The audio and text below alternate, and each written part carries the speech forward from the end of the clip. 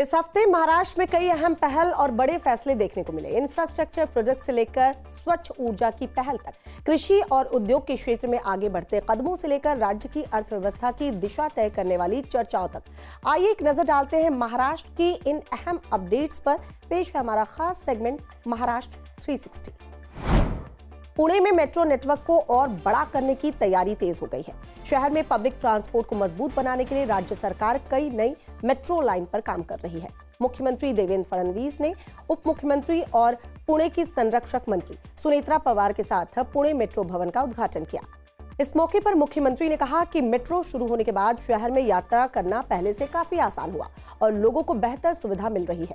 वहीं उप मुख्यमंत्री सुनेत्रा पवार ने कहा कि ये प्रोजेक्ट पुणे के तेजी से बढ़ते शहर और भविष्य की जरूरतों को ध्यान में रखकर आगे बढ़ाया जा रहा है। देशामध्ये ज्या गतिशीलतेनं मेट्रो झालेल्या आहेत त्यामध्ये सर्वाधिक गतिमानतेनं झालेल्या मेट्रोंपैकी एक म्हणून पुण्याच्या मेट्रोकडे पाहिलं जातं।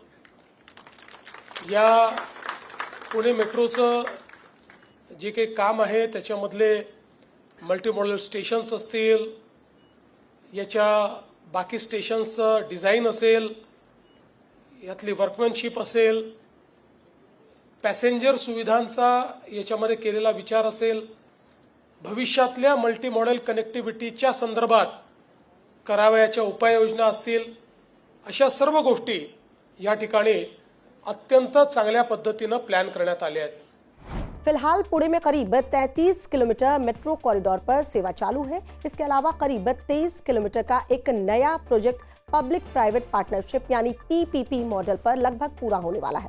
करीब 55 किलोमीटर लंबी नई मेट्रो लाइन पर अभी निर्माण का काम चल रहा है। साथ ही लगभग 80 किलोमीटर के नए कॉरिडोर का प्रस्ताव भी तैयार किया गया है। इन सभी योजनाओं को मिलाकर भविष्य में पुणे में करीब 200 किलोमीटर लंबा मेट्रो नेटवर्क बनाने का लक्ष्य रखा गया है।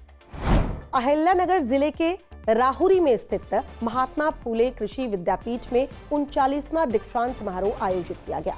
इस कार्यक्रम में कृषि के भविष्य, नई तकनीक और किसानों के विकास जैसे मुद्दों पर खास चर्चा हुई है। इस मौके पर राज्यपाल जिष्णुदेव वर्मा ने मुख्यमंत्री देवेंद्र फडणवीस को सार्वजनिक जीवन और प्रशासन में उनके योगदान के लिए डॉक्टर ऑफ साइंस यानी डीएससी की मानद उपाधि से सम्मानित भी किया। मुख्यमंत्री देवेंद्र फडणवीस ने अपने संबोधन में कहा कि कृषि क्षेत्र को मजबूत बनाने के लिए शोध, नई तकनीक और संस्थाओं के बीच सहयोग बेहद जरूरी है।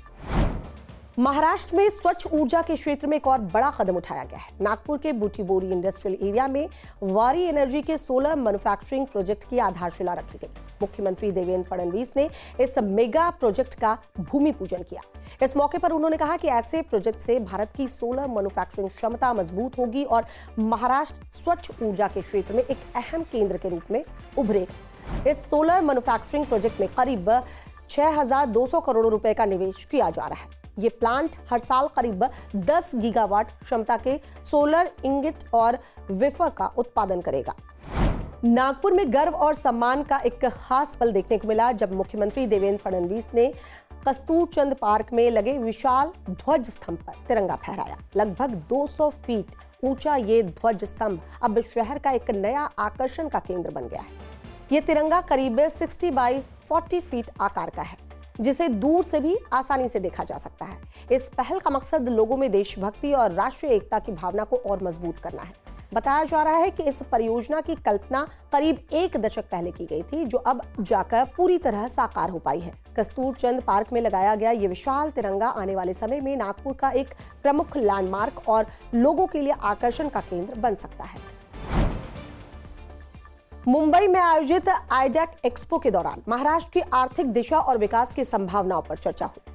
ये एक्सपो आर्किटेक्चर, डिजाइन और कंस्ट्रक्शन सेक्टर से जुड़ा एक बड़ा कार्यक्रम है। इस मौके पर डिप्टी सीएम एकनाथ शिंदे ने कहा कि महाराष्ट्र देश की आर्थिक प्रगति में अहम भूमिका निभा रहा है। उन्होंने उद्योग जगत के प्रतिनिधियों को संबोधित करते हुए कहा कि राज्य में बढ़ता निवेश, औद्योगिक विस्तार और मजबूत इंफ्रास्ट्रक्चर महाराष्ट्र की आर्थिक प्रगति को नई गति दे रहे हैं।